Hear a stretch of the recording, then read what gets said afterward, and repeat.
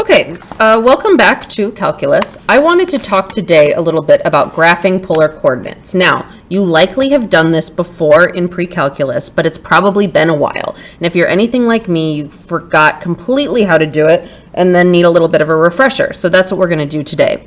So if we have our polar coordinate plane here. Polar coordinate plane is circular as opposed to our Cartesian coordinate plane, which is rectangular, and that's what we're used to using. But our polar coordinate plane still has our y-axis and our x-axis, and instead of it's just basically our unit circle, but more in action, I guess I would say. So let's say we're asked to graph 4 pi over 4. Well, the first thing we're going to do, this is our r, okay? And this is our theta. And our polar coordinates are written in terms of r and theta. R is our radius, right? And theta is our angle. So what I'm going to do first is look at our angle, pi over 4. Now, if I'm starting here, this is 0, right? So this is 0, pi over 2, pi, 3 pi over 2, just like our unit circle. So when I'm graphing at pi over 4, I'm going to have something about right here, right? So 4 pi over 4 is actually going to be 1, 2, 3, 4. 4 pi over 4 is just going to be right here. That's it. 4 pi over 4. I've graphed it. Now, we actually can talk about other ways to describe this exact same point, right? So this same point can be described as 4. Like if I went this way, it's pi over 4. But if I went this way, it's going to be negative, right? Negative 3 pi over 4. So I have a negative, right? Like if I went this way, I'd have negative 1, 2, 3. Actually, not negative 3 pi over 4. What am I thinking here? Okay, sorry. So if I went this way, like ignore what I said before, but if I went this way, I'm going to have a negative 7 pi over 4, right? Negative 7 pi over 4. So that's actually the exact same point, right? Now, what if I went, if I went this way, because this kind of extends, right? If I went this way, I would have a negative 4, right? If I was out at this kind of area here, I would have a negative 4. But this, what would this angle be? Well, this angle here would actually be pi over 4, 2 pi over 4, 3 pi over 5, 4 pi, 5 pi over 4. 5 pi over 4. Now, that point wouldn't be here. That point would still be here, because if I go to 5 pi over 4 and then negative 4, I'm going backwards. So that's still my original point there, okay? But what if I went this direction, right? Well, I'm going to have pi over 4, 2 pi over 4, 3 pi over 4. So I'm going to have a negative 3 pi over 4. And that's again negative 4. Negative 4, 3 pi over 4. I've gone negative for my angle, and I've still gone backwards. So all of these 4 points here, these are all the same. Okay? Isn't that interesting? These are all the same. So there's 4 different ways to actually graph these points. Okay, I want to go and talk about how to graph these on our calculator. So if you go to your calculator and you go to mode, and you go down here, we're usually in function, but I'm going to take it and put it into polar. Okay, so now I'm in polar. And if you go to your y equals, now we've got r's here. So we can graph in terms of r. So let's actually graph some of these. Oh, there's the bell. You're not here to use it, though. Let's graph some of these and just kind of see what these look like. So r is cosine theta. I cosine and then, oops, you can't see, but our x button is still our theta button. And I'm going to graph that. Okay. I'm going to adjust my window here a little bit, so I'm going to pause while I do that. Okay, so here's what I put my window at. This is 0, 2 pi. I have a 0.03. Actually, I'm going to change that to 0.3 for my theta step. Negative 5, 5, 1, negative 5, 5 for my x and y scale, okay? So if I go graph this, now you can see I've graphed that, and it went pretty quickly because I have it at 0.3, but that's basically, it doesn't look great on this calculator, but that's basically a circle, right? So here's our origin, and we can graph our circle there, okay? So let's graph 2 pi. What's that? Or 2 cosine theta. I don't know why I said 2 pi. 2 cosine theta. If I graph that, well, look at that. Well, how's that going to be different? Here, I just had 1, right? Here, I had 2. So my radius of my circle became bigger, right? Well, what do you think is going to happen if I put in 3? Well, if I graph 3, look at that. It's even bigger. So I've got 1, 2, 3 this time. And I've got my circle there, okay? I don't need to draw the polar coordinate things. I kind of see what's happening. So let's do -3 cosine theta. What do you think is going to happen with -3 cosine theta? Kind of something to explore here. -3 cosine theta. Well, it looks like I still have a radius of 3, but now I'm going to the left rather than going to the right. So that's kind of interesting. So 1, 2, 3, -3 cosine theta. And these actually are circles if you graph them properly, but two problems. One, I'm not great at drawing quickly like this, and two, the calculator kind of warps it because of just the screen ratio. But anyway, when you do the Desmos activity, you'll see it better. Okay, let's do some sine here. So we've got sine theta. What do you think sine theta is going to look like? If I graph that, oh, I've got another cute little circle, but now instead of being parallel or symmetric over the x-axis, it looks like I'm going to be symmetric over the y-axis, which is interesting. And if I do 2 sine theta, I'm going to get same situation, but I'm going to get 2, right? So my radius is going to be 2. I don't know if you can see it when this graphs it, but it actually loops over twice. It's kind of hard to see on the calculator. Maybe you can see it on yours, but this is actually looping twice. What do you think is going to happen if I change that to a 3 and I graph that? Probably predicted it. We've got a radius of 3 now, okay? What if I change that to a -3? What do you think is going to happen? -3 sine theta. I think it's going to go down. What happened? I graph. It did. It went down. So -3 sine theta. 1, 2, 3. I've got -3 sine theta like that. Okay? So let's do a few more examples so we can see what they look like here. Now we've got 2 plus 2 cosine theta. Okay, let's see what happens when we type that in. 2 plus 2 cosine theta. If I graph that, oh, I get kind of a cute little shape here. It didn't close, which it should have, but this looks kind of like a heart, right? It's called a cardioid. So I actually have, looks like 1, 2, 3, 4. I'm going to go out 4, but then I've got this cusp here at what would be pi, right? Because this is 0, and if I'm graphing, I start at 0, I graph to pi, and then this is to 2 pi, right? So, what did I say? I had 4 here. 4, and so I'm going to kind of go up, and like that. That's called a cardioid. Cardioid. Like, all right, let's do this.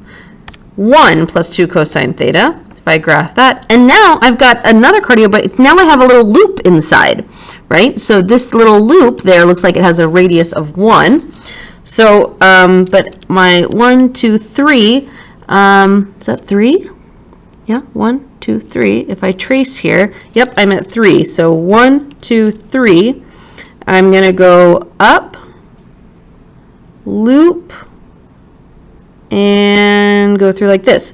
These are in the form AR equals A plus B cosine theta, right? So you can see here that A is less than B. That's what we're dealing with here.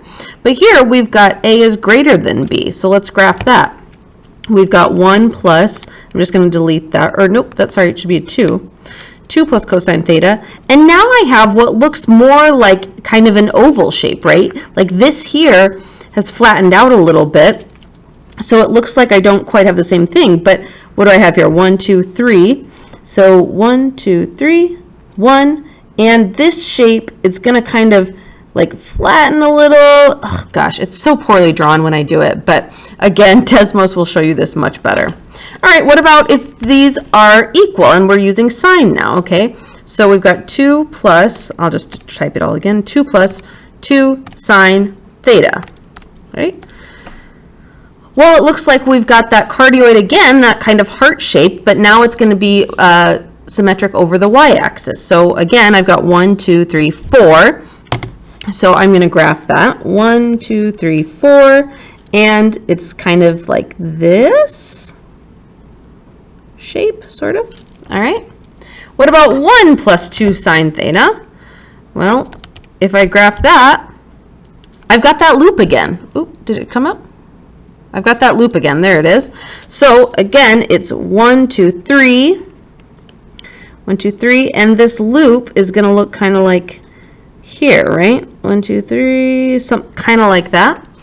And if we've got 2 plus sine theta, we again have that like flattening out there where we would have previously had a loop or a cusp. So that's kind of interesting, I think. You know, it really just shows you the relationship between A and B and this graphing and what they kind of look like. These are not supposed to be circles, but they look like them. Okay, what if we don't have addition there and instead we've got some multiplication going on? So we've got 3 cosine 3 theta. If I graph that, oh my gosh, it looks like a huge mess, but I actually have these like flowered loops, right? And these flowered loops, oh gosh, why? I'm going to change my plot, my window. Instead of going to 2 pi, I'm just going to go to pi because it'll be a little clearer. But I don't know why this is doing this, but it's out at 3 here. So I've got these flower, I don't remember the name of this, but this flower, and it's going to 3, okay? And you'll be asked to find the area of one of these loops in one of your upcoming assignments, okay? What if I have 2 cosine 5 theta, 2 cosine 5 theta, and I graph that? Well, now I have 5 petals. So previously when I had 3 theta, I had 3 petals. Now I've got 5 petals, and if I trace that at 2, there's the edge of my petal. So I can, here's 2. It looks like I've got 5 petals, each with a length of 2, right? Now, again, I'm not drawing this well, but I hope that you can kind of get the idea, right? What about 4 cosine 7 theta? What do you think that's going to be? Oh gosh, this is so ugly, but let me pause and change this quick. I changed my window. I changed that step to 0.03 so that it looked a little bit better. But here, I've got 1, 2, 3, 4, 5, 6, 7 petals, and the radius of them, or the length of them, is 4. So I think you can kind of see here what's telling us our petal length and what's telling us our how many petals we have, right? See if I can draw that quick. Something like that. So ugly, so poorly drawn, but there it is. Okay, so these all were started on our horizontal axis. What do you think is going to happen with our sine here? Let's try it and see what happens. So we've got 3 sine of 3 theta. If I graph that, it looks like we've still got 3 petals, and we've still got, if I trace this, it looks like, or I don't even have to trace, 1, 2, 3. My petal length is 3, but now we're going to kind of go a little bit of symmetry over the y-axis, right? So 1, 2, 3, kind of interesting, okay? And if I do 2 sine 5 theta, I think we're going to get 5 petals with the length of 2. Looks like a cute little star flower thing there. You can kind of see it, star little flower. So we've got 1, 2. And again, this is symmetric over the y-axis. Oh gosh, I'm so bad at drawing it, but it's not really important. 4 sine 7 theta. And again, I've got 7 petals, length of 4. Really very pretty. You can do some amazing things with these. So, you know, if we had the time, we could kind of explore it, maybe after the AP exam. All right, one last thing I want to look at. Let's look here at 3 cosine 2 theta. So let's do 3 cosine 2 theta and see what we get here. Well, if I get 3 cosine 2 theta, I need to change my window so that this is actually 2 pi again. If I have 3 cosine 2 theta,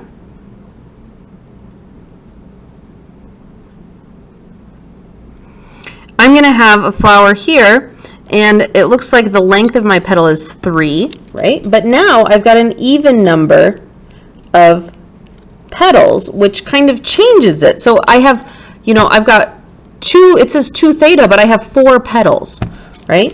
So it looked like this. Right? So let's explore that a little bit more. If I've got 2 cosine 4 theta, how many petals am I going to get? 1, 2, 3, 4, 5, 6, 7, 8. I got 8 petals this time, okay? So I've got 8 petals with a length of 2. And these are definitely more symmetric. 1, 2, 3, 4, 5, 6, 7, 8. Okay. What if I do 4 cosine 6 theta? How many petals do you think I'm going to have? Well, I think that our length there is 4, and we're having even more petals than before. Looks like we have 1, 2, 3, 4, 5, 6, 7, 8, 9, 10, 11, 12 petals, right? So we've got 12 petals, and 1, 2, 3, 4. You know, these are really kind of going to be smashed in there, but they work. Ooh, so poorly drawn, but you can kind of see it there. All right, so let's look at what that happens with sine if we do that. So if we have 3 sine of 2 theta, and we graph that, this is 3 sine of 2 theta. We have what looks like to be our petal length is 3, but now rather than being like with cosine, you know, we were kind of like on the axes. Now we're kind of at that pi over 4 axis, right? We're at that pi over 4 axis rather than being on our x and y axis. So we still have, but we still have 4 petals, twice as many petals as we do